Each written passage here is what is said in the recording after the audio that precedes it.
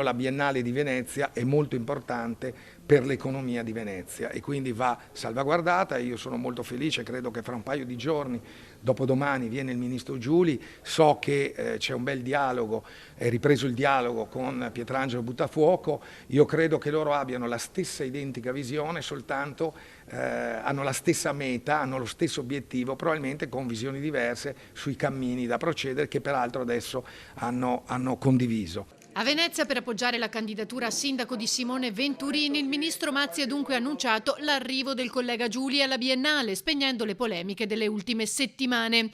Giuli infatti aveva disertato l'inaugurazione, un fatto quasi senza precedenti nella storia della Biennale dopo le divergenze legate al padiglione Russia. Mazzi ha commentato poi anche la questione di Beatrice Venezzi, con cui il Teatro La Fenice ha chiuso i rapporti dopo mesi di proteste da parte degli orchestrali. Ho trovato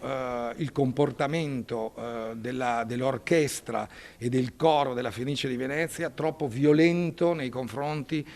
di questa giovane artista, di questa giovane donna che, tengo sempre a precisare, ha avuto un curriculum di studio nel più importante conservatorio italiano e si è diplomata con il massimo dei voti. Il ministro al turismo, nell'appoggiare Simone Venturini, ha evidenziato i punti di forza del contributo d'accesso. Io credo che il contributo d'accesso sia la misura più giusta, perché è quella che consente di garantire ai turisti internazionali di poter programmare una visita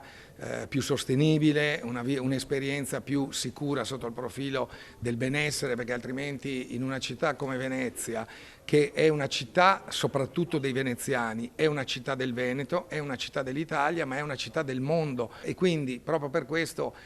quale altro sistema c'è? Il contributo, ha evidenziato il candidato sindaco di centrodestra, può ancora essere migliorato e questo non vale solo per il turismo. Sicuramente sul tema della sicurezza si deve continuare a investire, potenziare l'organico della polizia locale anche in chiave di monitoraggio del centro storico, della parte di Terraferma, Mestre e Marghera, un grande lavoro per far evolvere il contributo d'accesso per quanto riguarda appunto la maggior disincentivo nei confronti di un turismo escursionista e anche per avere maggiori risorse con cui finanziare alcuni servizi per i veneziani come il garage comunale da dedicare unicamente ai veneziani e dall'altra parte a costruire un nuovo grande garage per posti auto nei pressi di Piazzale Roma e Scomenzera. Terzo, lavoro, portare qui il lavoro a valore aggiunto, come possiamo pensare il terziario avanzato nella parte storica, e un'industria solida a Porto Marghera.